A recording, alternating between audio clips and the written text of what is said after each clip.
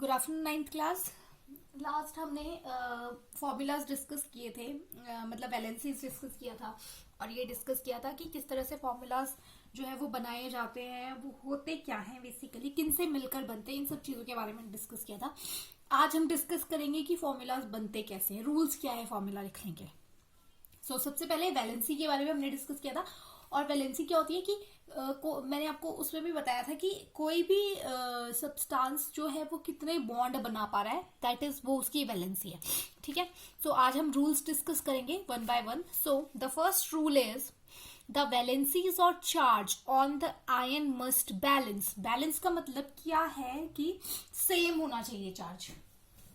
ठीक है, बैलेंस का मतलब सेम होना चाहिए। ये नहीं कि एक का चार्ज जो है वो 1 है और दूसरे का चार्ज जो है वो 2 हो रहा है, तो वो बैलेंसिंग नहीं हुई। फॉर एग्जाम्पल हम यहाँ पे NaCl का एग्जाम्पल हम यहाँ पे देख रहे हैं। जैसे मैंने यहाँ पे Na को लिया हुआ है तो इसका जो चार्ज है दैट इज पॉजिटिव, ठीक है, यानी 1। जब कुछ नहीं लिखा है तो यानी 1 चार्ज है।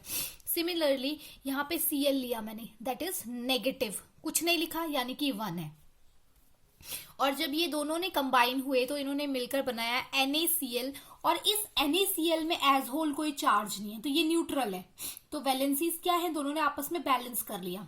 ठीक है, 1 ये कैंसिल आउट हो गई और इन्होंने न्यूट्रल सब्सटेंस बनाया।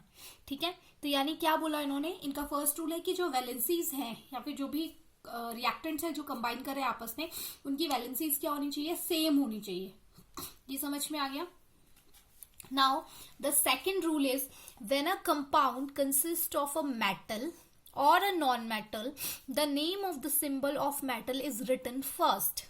मैंने आपको पिछले लेक्चर में मेटल्स और नॉन मेटल्स में डिफरेंस बता दिए थे कि पॉजिटिव जो चार्ज जिन पे भी होगा आयंस पे वो मेटल्स होंगे, और नेगेटिव चार्ज वाले जितने भी आयंस होंगे वो सारे नॉन मेटल्स होंगे। ठीक है, तो इसमें इन्होंने अपने सेकेंड रूल में ये चीज कही है कि अगर आपके जो कंपाउंड है उसमें मेटल नॉन मेटल दोनों है, तो जब आप उसका फॉर्मूला लिखेंगे तो जो मेटल होगा उसको पहले लिखा जाएगा और नॉन मेटल को बाद में लिखा जाएगा। फॉर एग्जाम्पल यहाँ पे मैंने एग्जाम्पल लिया है कैल्शियम ऑक्साइड का। ठीक है, so you know calcium is a metal, ठीक है, where oxide is a non metal. ठीक है, जब हमने इसका फॉर्मूला लिखा तो भी हमने कैसे लिखा, कैल्शियम ऑक्साइड, यानी मेटल पहले और नॉन मेटल बाद में।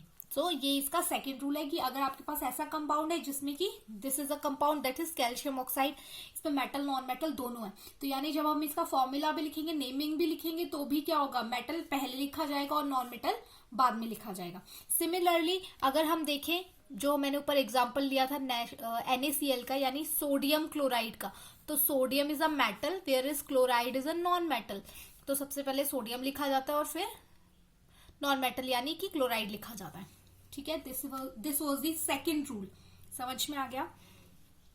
After that, the third rule is in a compound formed with polyatomic ions, the number of the ion present in the compound is indicated by enclosing the formula of ion in a bracket and writing the number of ion outside the bracket। यानी कि अगर हमारा कोई polyatomic ion है, polyatomic ion आपको पता है जिसमें एक से ज्यादा एटम्स जो है, 2 से ज्यादा एटम्स जो है वो यूज होते हैं, वो पॉलीएटॉमिक आयन हो गया। ठीक है हमारा, तो यानी अगर आपका पॉलीएटॉमिक कोई आयन है तो आपने क्या करना है, उसमें जो आयन एक से ज्यादा बार यूज हो रहा है उसका नंबर लिखना है और बताना है आपको कि वो कितनी बार यूज हो रहा है। ठीक है, फॉर एग्जाम्पल यहाँ पे हमने MgOH का एग्जाम्पल लिया। ठीक है, तो इसमें क्या है, जो ये है OH, ये ऑक्सीजन अलग है, हाइड्रोजन अलग है। ठीक है, ये 2 अलग अलग सब्सटेंसेस हैं। ठीक है, बट ये दोनों OH जो है ये पॉलीएटॉमिक आयन हुआ, क्यों, क्योंकि Mg के साथ 2 बार OH जो है वो लग रहा है। ठीक है, एज अ होल 2 बार OH लग रहा है।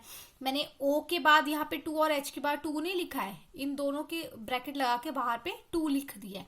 तो यानी कि जब भी ऐसा कोई कंपाउंड आपके पास होगा तो आपने उसको ब्रैकेट में डालना है और ये बताना है कि वो कितनी बार यूज हो रहा है, लाइक यहाँ पे आपको बताया गया है। ठीक है, so these were the rules that we should follow while writing a chemical formula. Now अगर हम कुछ एक सिंपल केमिकल फॉर्मूलाज के बारे में डिस्कस करें देन यू कैन सी, यहाँ मैंने फर्स्ट एग्जाम्पल लिया हुआ है। सबसे पहले जो केमिकल फॉर्मूलाज है वो वेरियस फॉर्म्स में लिखा जा सकता है, ठीक है।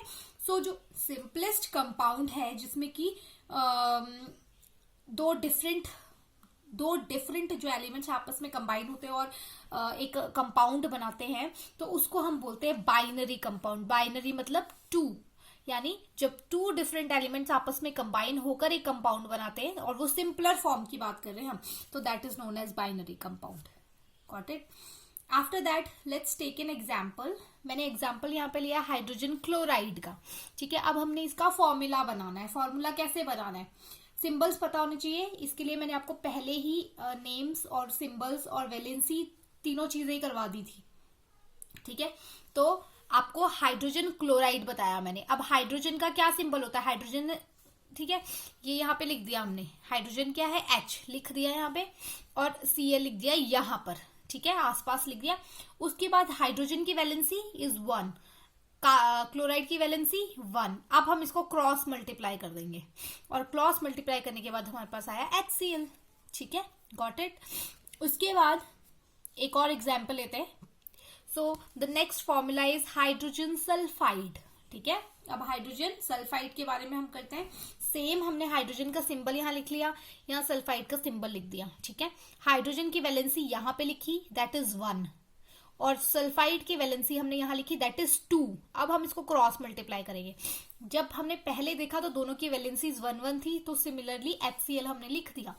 बट यहाँ पे हम देख रहे हैं कि सल्फाइड की वैलेंसी क्या है, 2 है। जब हम क्रॉस मल्टीप्लाई करेंगे तो हम कैसे लिखेंगे, H2S, क्योंकि क्रॉस मल्टीप्लाई H2 से मल्टीप्लाई हुआ, तो यानी H2S। So this is the journal simpler substances हैं। कुछ एक सिंपल सब्सटेंसेस है जिनका फॉर्मूला हम कैसे लिख सकते हैं, उसके बारे में हमने डिस्कस किया। और एक this is you can consider it as a rule, और it is just an information कि जब भी पॉजिटिव और नेगेटिव चार्ज जो है वो मिलते हैं या बैलेंस होते हैं, तो उनका जो सब्सटेंस बनता है दैट इज न्यूट्रल, वो हमेशा न्यूट्रल बनेगा। जैसे कि हमने NaCl में भी देखा था, Na पॉजिटिव कंबाइन किया था Cl नेगेटिव से, और उन्होंने NaCl बनाया, that was neutral. So this is all about the chapter. Now you have to solve the question answers from page number 40, from question number 1 to 4। ये question answers जो है वो आपने सॉल्व करने हैं, और इसमें से जो भी आपको नहीं आएगा you can ask me. Thank you.